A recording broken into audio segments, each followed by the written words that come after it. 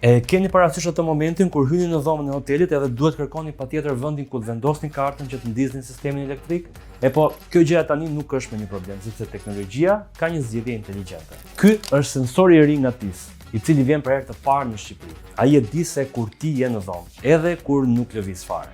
Por, ja problemi. Çfarë ndodh kur ti je në dhomë, je i shtrirë dhe nuk lëviz fare. Ky sensor funksionon me radar 24 GHz. Pra, kur je në dhomë, ai e kupton dhe mban ndriçimin të ndezur. Kështu energjia nuk shpenzohet kot në dhoma bosh. Nëse një sensor i zakonshëm mendon që dhoma është bosh sepse nuk ka lëvizje, ky sensor shkon një hap më tej. Fillimisht sensori i lëvizjes e kupton që nuk ka aktivitet në dhomë. Ky i dërgon më pas një sinjal sensorit të rrahjeve të zemrës, i cili fillon dhe monitoron nëse në dhomë ka persona për të mbajtur ose jo sistemin elektrik të ndezur.